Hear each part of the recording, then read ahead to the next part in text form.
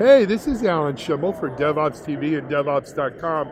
Here live at InterConnect on the floor at the Watson area with Jeff Arndt, manager of Watson for IBM. Jeff, welcome. Hey, thanks for having me. Hey, Appreciate it. Thanks for having me. We're at your house. Oh.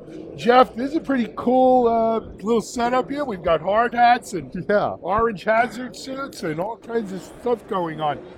Give our audience, what are we looking at? What is this about? Yeah, so this is kind of a more creative take to illustrate some of the work we've been doing with actually one of our great clients, Woodside Energy. So Woodside Energy is based in Australia, and what they were really working with Watson on is they have a tremendous amount of engineering documents, big, rich text things with a lot of dense information that really kind of has its own language, like the language of engineering and oil and gas. And what they used Watson for was basically to start to teach Watson about the language of oil and gas. So you think about, could it start to break down all these documents and ultimately help people find information? And what they've actually been able to do is for all the engineers who are working on new problems around, oil platforms or drilling or geohazard information, it's enabled them to look through this massive repository of information and make better decisions, have better access to information. And that's a real common theme, I think, across a lot of what we do in Watson, across healthcare, financial services, oil and gas, as we're talking about, is there's so much information about there that's locked away in things like long-form text and images, and we're putting a lot of Watson technology to work to really start to give professionals a way to unlock some of that information. Sure. But you know what, Jeff, let's just give our audience a little bit of a feel for what this looks like here. Kind of a wall, I guess it's built around this Woodside Energy, and want to explain what this is? Yeah, so we've got some panels just up here, and these are really just illustrating, a couple quick facts about the project with Woodside.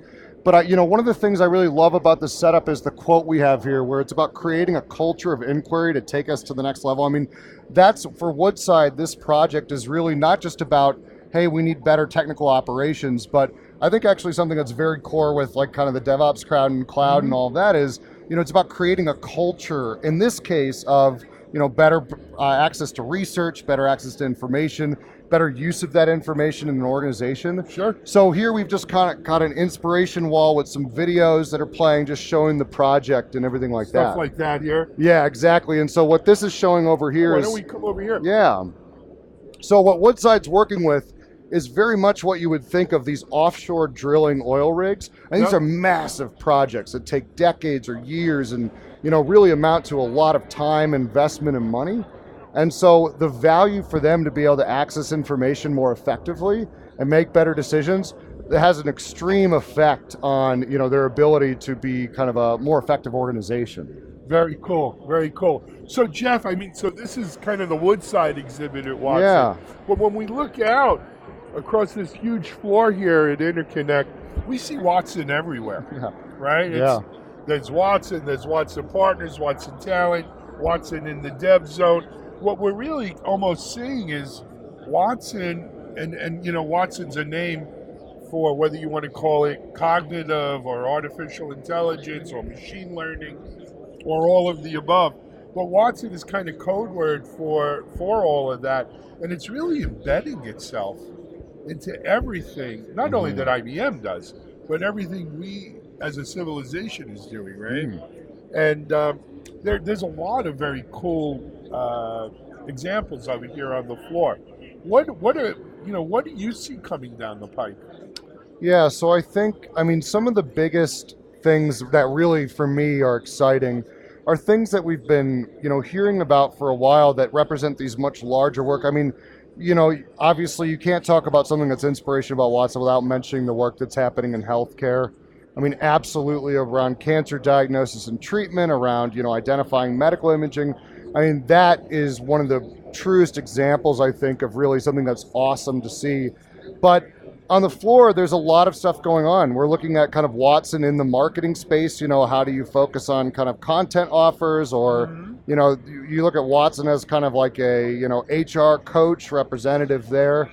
Some of the stuff we're showing in the dev zone is around the core technology, and this is actually why you're able to see Watson embedded in so many areas, is we've been hard at work really trying to create a platform out of these core pieces of technology. So APIs that allow you to basically classify objects and images, right? Really understand what is the deep underlying thing that you're talking about in a body of text. And by turning those into reusable and extensible APIs, we're able to embed those in new use cases. So back in the dev zone, we're really excited. We're showing a lot of stuff around Watson Discovery Service, which is really unlocking and using the power of NLP to really start to index and classify documents.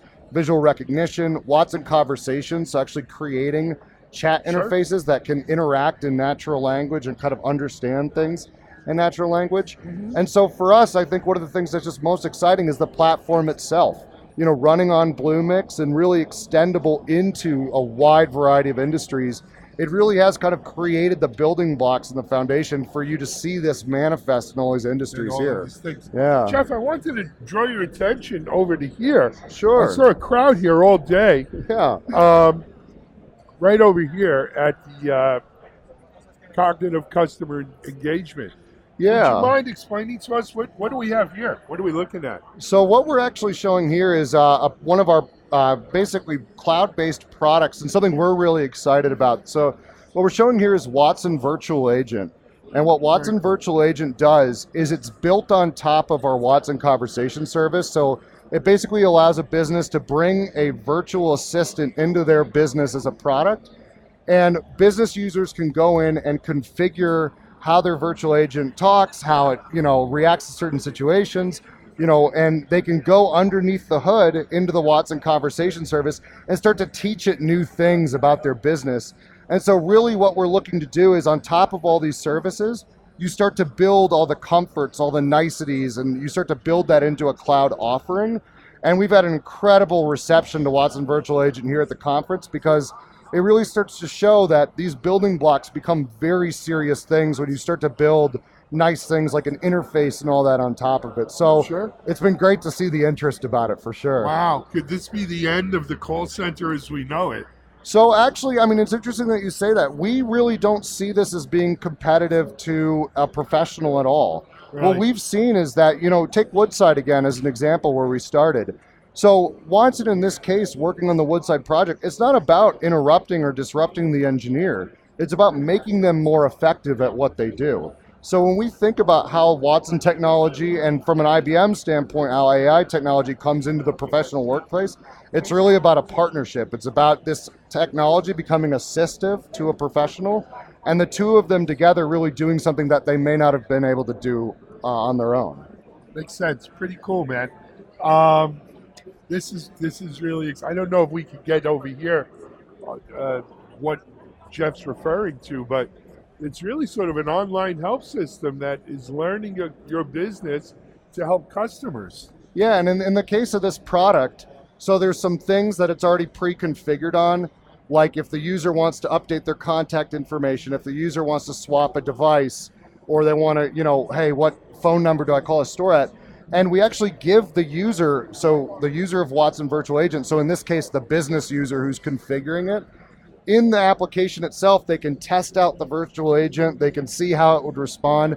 We give them all the tools to train and configure right there in the product so that when they launch it on their website or whatever digital interface it is, they know more or less how it's going to work and what it knows. You know what? That's amazing, man. I am really loving this. Jeff, we need to move on, to other areas of the floor. But I just wanted to see what we had over here now. Sure. Well, this is the merchandise table, so that's been flying. That's been flying like hotcakes. I see those are going. We'll take one of those. Hey, looks like Watson earbuds. But what are we looking at here, Jeff? Well, so this is really just kind of a documentation that explains a little bit more about Woodside, which is kind of the main feature here. So the title of the document is Tap into Tribal Knowledge, and for Woodside, I think that really sums up what they were looking to do. They had all this knowledge that was locked away within all these professionals, all their engineers, right? Everybody who was working as a part of these large-scale oil projects.